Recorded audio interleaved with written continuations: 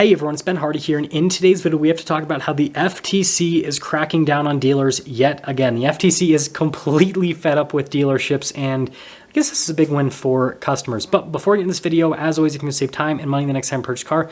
Link to my car buying guide in the description down below, and if you see more videos just like this, then I recommend you subscribe because it posts content every single day. Let's get into it. So let's talk about how this even came about. So, car dealerships doing shady stuff and the FTC and the government cracking down on them is actually nothing new. This is like an ongoing process since car dealerships were conceived. However, over the last couple of years, we have all seen the crazy escalation of prices with vehicles. And so it went from being a niche topic within, a certain group of people to now everyone talks about the car market. I mean, the fact that I have a channel talking about the car market on a regular basis, and there are other YouTubers that have channels talking about the car market on a regular basis that didn't exist just a few years ago, I feel like that also kind of shows you like the interest is a lot greater than it used to be. And so when you have these dealers just absolutely price gouging customers, there's only so long that can last for before, Uncle Sam is going to want to get involved, and get involved Uncle Sam is. And so we're seeing a huge crackdown on dealership markups and dealership fees. I need to start this off by saying that the federal government ultimately cannot prevent dealers from marking up cars because, well, that is the dealer's choice. They're a business and they can charge whatever they want for a product. However, there is going to be a lot more regulation around these markups, which is going to be good for you as consumers. So the first point, misrepresenting or not clearly and conspicuously disclosing the total cost of any good or service for sale in ads or marketing. So basically, no more bait and switch marketing. Like dealers can't say that a vehicle is a certain price, and then once you go into the dealership, then they say, oh, actually it's $5,000 more. That is the first statement. The next one, misrepresenting or not disclosing the existence of any fees, interest, charges, or other costs that are not reasonably avoidable for any good or service in ads or marketing. So again, this is kind of like the bait and switch marketing. So a good example with this point would be a dealership having some sort of package added to all their vehicles, and that isn't advertised in the total price. Maybe it's a new car and they only advertise MSRP. But then in reality, if you go to purchase that car, you have to pay over MSRP because you have to pay for their window tint, clear bra, whatever package. So this is kind of getting rid of that. The next one, misrepresenting or not disclosing if fees, interest charges, or other products or services are optional or required. And again, this is another thing where dealers will basically advertise a car for a certain price, and then they won't say if these, the window tint, the clear bra, whatever package is optional or not. So this will prevent dealers from doing that whole thing where they say, oh, no, you have to pay for this. This would be a situation where if they say that you have to pay for something, they have to advertise that in their pricing. So that's another big thing. The next one is misrepresenting or not disclosing any material, restriction, limitation, or condition concerning any good or service that may result in a mandatory charge or that may diminish the consumer's use of the good or service, including the amount the customer receives. Sorry, I had to take a water break there because my throat is getting dry. But anyways, with that last point, this basically says that if a dealership sells you some sort of product, they have to sell you the entire product. This is a crazy example, but this would be a dealership charging you for 4 tires and only giving you 1 tire. Like if they charge you for 4 tires, they have to give you 4 tires. And the next one, misrepresenting that a customer owes for any product or service the consumer did not agree to purchase. So this basically means that the dealership has to be extremely upfront with you with what they're charging you. Like you have to know that you're being charged that. You have to sign a paper saying that you are being charged that and that you want to pay for that. And so basically, again, that's going to help you out quite a bit.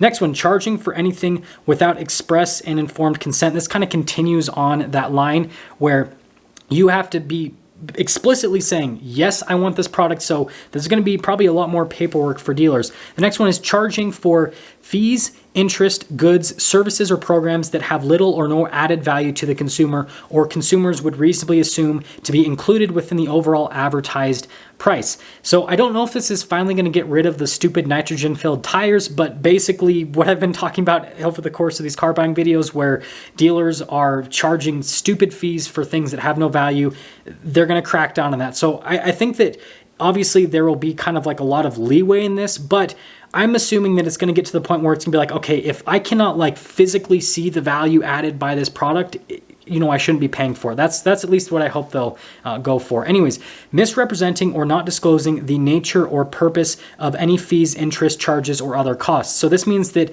the dealership has to disclose everything when they are selling you a car. They can't just have you sign something and say and not tell you that you're signing on buying something. What needs to be stated is this isn't, in effect at this point. This is just a proposal, but it looks like there's a lot of support for this. And so, we have pretty high chance that this could get passed, and then dealers are going to be more heavily regulated. But what we need to understand is, well, dealers have a lot of money, and that means that they do lobby. And so there is a chance that this could inevitably be kicked out by dealer interest groups. And so we'll just have to see what happens.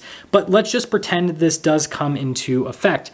This would actually be very, very positive for the consumer, because you would no longer see the fake MSRP dealers. This is something that I just talked about in a prior video, where dealers will say that they only charge MSRP, they don't mark up their cars, but in reality they do mark up their cars because they always have massive packages added onto them where, they'll have nitrogen filled tires, window tint, all these other options that you don't necessarily want on the car, but the dealer's already put on the car and you now have to pay for. So you're effectively paying over MSRP for the car, but the dealer says you're not because it's different, right? It's not part of the vehicle itself. It's an option, right? So this would get rid of that, because these dealers would then have to advertise that they aren't selling that car for MSRP. They're selling it for MSRP plus those packages. And so that's the advertised price they would see online. And I think that this, again, would help out consumers a massive amount, because it would no longer be a situation where, a dealer has this, super low advertised price, and then they bait and switch and say, oh, well, actually this, and this applies. It would put you in a situation where that dealer, whatever that dealer wants to sell that vehicle for, that's what they have to advertise it for. And so I think it would actually create a lot more competition within the car industry, because dealers always want to be the lowest price. And that's why these dealers that have these crazy fees will only post the, with new vehicles, the MSRP of the vehicle on search sites so that their vehicle comes up sooner rather than other vehicles, because people always search new vehicles lowest price to highest. They never do highest price to lowest. And so this, again, it would help out quite a bit. That being said, there are still quite a few loopholes in this plan, because ultimately dealers basically could still go through the whole process of just getting people to sign a bunch of paperwork and not like fully discussing things. Again, there is always going to be a little bit of a gray area. And so they can, again, ultimately, if they have a signature on a sheet, then they can say, I discussed this with this customer. It's like, where's the evidence? I mean, unless I guess they put like body cams on the finance managers, maybe that's what we'll have, where they'll have like literal body cams on finance managers, so that if someone complains that they weren't told about a product, then it's like, oh,